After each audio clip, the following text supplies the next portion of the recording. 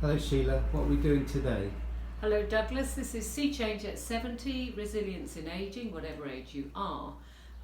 This is second part, Finding Freedom in Limitation. Yesterday we looked at Dolores, we went to meet Dolores, an example of a mindful approach to living with pain. Now I talked yesterday about 12 habits or steps or practices to make us resilient, relevant, more powerful, more able to be free with limitation.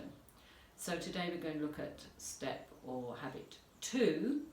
The first, of course, is gut health. Our early videos on the wild pool and making your pre and probiotic food, so do have a look at those. The second habit we began yesterday is working with the power of the myriad mind. All the practices on this video channel are based on self-kindness.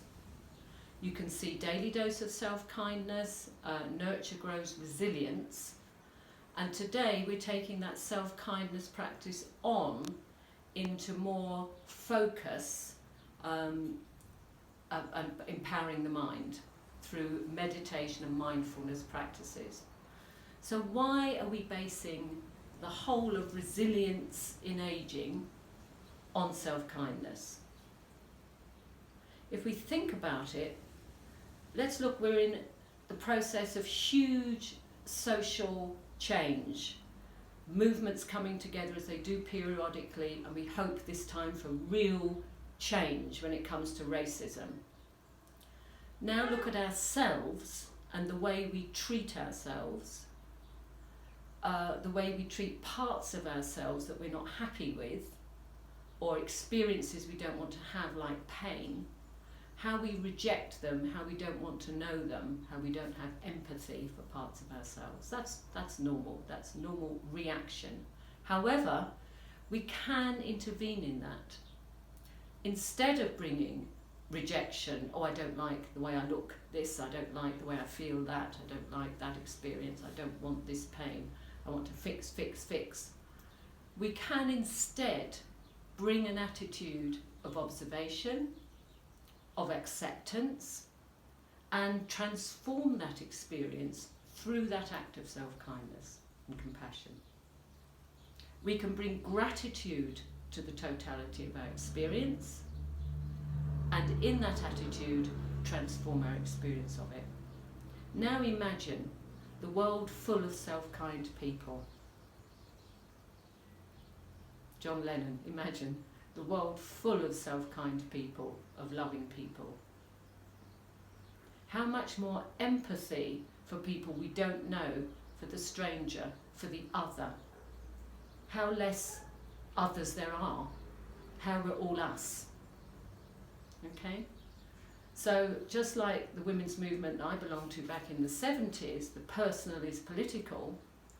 Yes, the personal is political. The change we make within ourselves, the more resilient, the more relevant, the more free to move in every way within ourselves, whatever our physical movement abilities, the more able we are to make good actions in the world, right thought to right action. Now these are short inspirational videos, I hope, to encourage self-help, because there's plenty of good expert and experienced help out there. So today with meditation and mindfulness, I just want to take us through a little bit of myth busting. Meditation and mindfulness, yes, belongs to ancient traditions and lineages, religious and spiritual, and not only. We all have minds, we all have spiritual aspects, whether we choose to acknowledge or support those or not.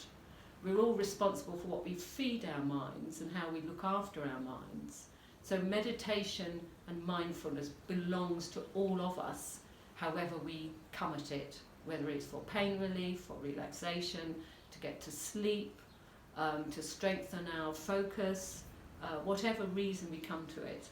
I'm suggesting if we base those practices on self-kindness, we'll increase the power of these practices. So what is the practice actually of meditation? In a nutshell, it is being present to what is. It is the act and the practice and the habit of noticing the busy thinking mind. Here comes the thinking mind, monkey mind, the chattering mind, all the distractions in the world, all the thoughts that run through. And we all have that stillness, that still mind. The ability to observe the chattering mind and come from a place of stillness, a place of presence. Yeah? The suggestion is that the more we flex that stillness muscle, the more we practice stillness, more we practice presence, the stronger and the more resilient our minds become. There is plenty of research out there now, proven research, that regular, habitual practices of meditation or mindful meditation, as I would suggest based on self-kindness practices, decrease depression, anxiety, fear and stress, increase resilience, power, the ability to live with chronic conditions, for example, pain. You can even exercise your muscles, being completely still, by just focusing your mind on your body and imagining yourself flexing and releasing. You'll get at least 30% benefit from that as you would from actually doing it. That's the power of our minds. So the purpose is to be present, and the practice is based upon the breath. It's, again, especially important in C19, the breath. It's ours.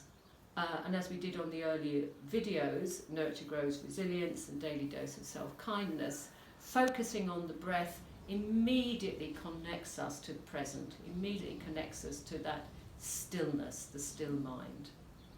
So the suggestion is, whatever practice you adopt, whatever habit suits you, a couple of things. Get yourself comfortable. If you're sitting up, lift your butt cheeks up so that your back is in right alignment and support your back if you need to. Lie down, lift your knees up so that your spine is in contact, in graceful contact, not either wedged down or stiff. Relax your shoulders, bring your shoulders back, bring your shoulder blades back. Helpful tips to focus on the breath. You will notice your mind being very busy. Label it thinking, let it come and let it go, don't try and change it. If it helps to label your activity that you're focusing on as breathing, I'm breathing. Sometimes bring a word in, might be peace, might be release, might be safety, whatever's relevant to you, let it arise. If your well is empty, what I mean by that is that when you try to focus in on the stillness, all you find is horror or pain or negativity, then turn to a teacher, turn to a real-time teacher, turn to YouTube, turn to apps, and find a guide who will help you fill your well with kindness rather than the pain and suffering if you're in a state of overwhelm, so that when you go into stillness it's quite scary or difficult. Okay? That's it for today. There are 10 more habits and practices which we'll explore over the next videos. My name's Sheila Ryan, this is Sea Change at 70. If you like, please press like, subscribe and leave a comment below. Meanwhile, until we meet again, may you be safe, may you be well, may you be peaceful, and may you be kind always to yourself.